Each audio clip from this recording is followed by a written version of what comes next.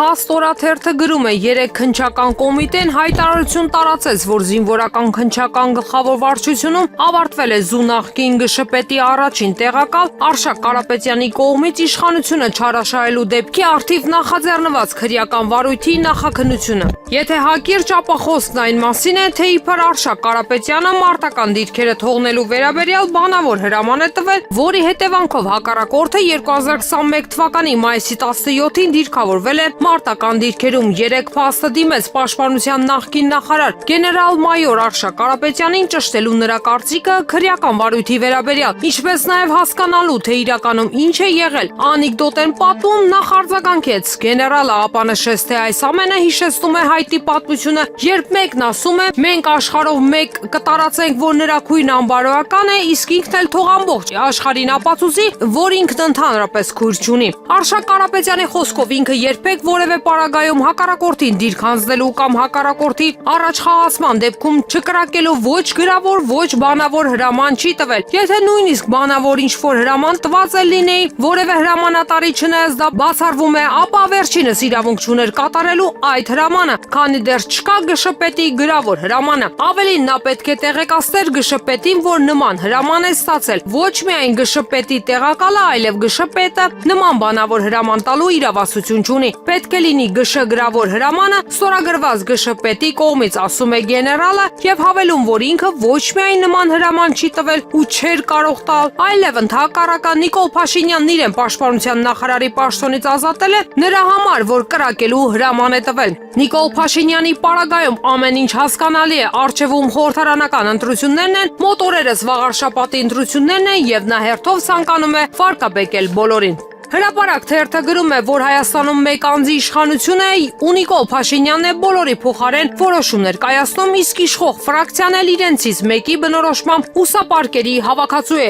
Հայտնի է վաղուց, սակայն պարզվում է Նիկոլ Փաշինյանը կառավարում է նաև իր թիմակիցների անձնական կյանքը։ Մեզ պատմեցին, որ նա արգելել է իր թիմակիցների ապահարզանները։ Վերջերս թիմակիցներից մեկը նրան տեղեկացրել է, որ նման որոշում է կայացրել, ուզում է բաժանվել կնոջից եւ նոր կյանք սկսել։ Փաշինյանն արգելել է անել դա մոտավորապես այն պատճառաբանությամբ, որ ԿՊԸ-ն արդեն լրացել են ապահարզանների լիմիտը եւ այլևս ոչ մեկն իրավունք չունի բաժանվել, որ հանրության աչքում էլ ավելի չընկնեն։ Չէ՞ որ հիմա ինքը Բարքերի ոստիկանի դեր է ստանձնել եւ հոգեվորականներին բարոյականության դասեր է տալիս։ Ժողովուրդ օրաթերթը գրում է, Հայաստանի Հանրապետության առողջապահության ոլորտում տապալված է համընդհանուր ապահովագրության համակարգի ներդրումը, ծրագիր, որի պատասխանատուներից էր փոխնախարար Լենան Անուշյանը։ Այն համապարփակ եւ ընդգրկուն չէ, ինչի մասին խոսել է նաեւ վարչապետը։ Մինչ նախարար Անահիտ Ավանեսյանը փորձում է հանրությանը բացատրել, թե երբ եւ ինչպես է գործարկվելու համակարգը, նրա տեղակալը մամուլի հրապարակումների զբաղված է ոչ թե աշխատանքով, այլ սոցիալական ցանցերում անլուրջ տեսանյութեր ու սրտիկներ հրապարակելով։ Ավելին, մամուլը գրում է, որ Անուշյանը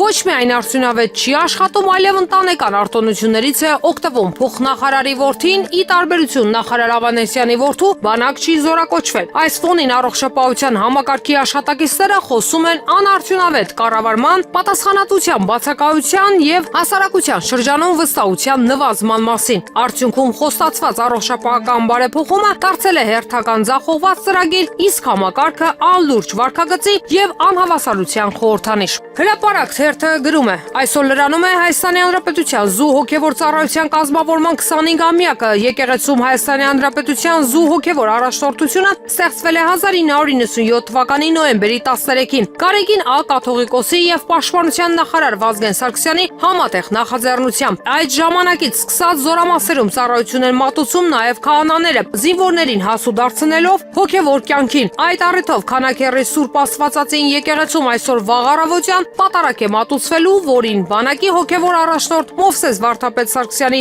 գլխավորությամբ այլ հոգևորականներ են մասնակցելու։ Սակայն մինչև 3 պարզ չէր, արդյոք այդ պատարակին մասնակցելու է Պաշտպանության նախարար Սուրեն Պապիկյանը, որը կարգալույց արված քահանայի կողմից Հովանավանքում մատուցվող պատարակին մասնակցել էր եւ ծնկաչոք հաղորդություն ստացել նրանից։ Մեզ պատմեցին, որ բանակում հոգևոր ծառայություն մատուցող քահանաները քանաքեռի եկեղեցում պարբերաբար պատարակ են մատուցում եւ բազմիցս հրավիրել են նախարարին, բայց նա երբեք չի մասնակցել։ Փաստորաթերթը գրում է, այս կիրակի նոյեմբերի 16-ին վաղարշաբաթ խոշորացված համայնքում կանցկացվեն թիմ ընտրություններ, որոնք իշխանական քաղաքացիական պայմանագիր կուսակցության համար ունեն առանձնահատուկ կարևորություն, քանի որ համայնքում գտնվում է Մայրաթոր Սուրբ Էջմիածինը։ Ըստ փաստորաթերթի, ԿՊ-ն եկեղեցու դեմ պայքար սկսելով կորցրել է հասարակական աջակցությունը եւ փորձում է վաղարշաբաթում հաղթանակով ստեղծել ժողովրդի աջակցության պատրանք։ Թերթը պնդում է, որ իշխանությունը դիմում է նաեւ ապօրինի մեթոդների, ներառյալ ընտրակաշարք, իսկ մեղադրյալներին չի պատժում։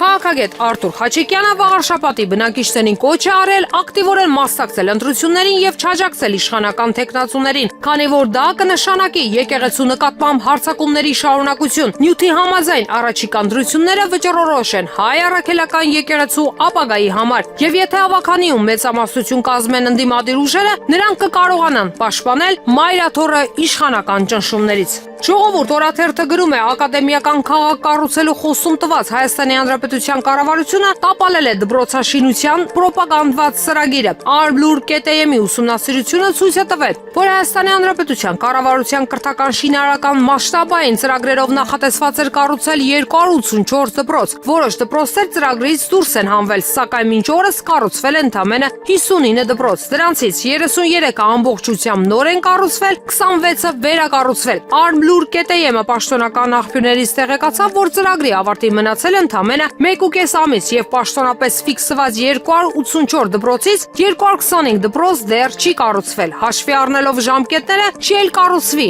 1.5 ամսում չեն հասցնի։ Այսպիսով ծրագիրը կատարվել է ընդամենը 20%-ով, ինչը փաստում է խոստացված կրթական հեղափոխությունը դեռևս մնացել է թղթի վրա։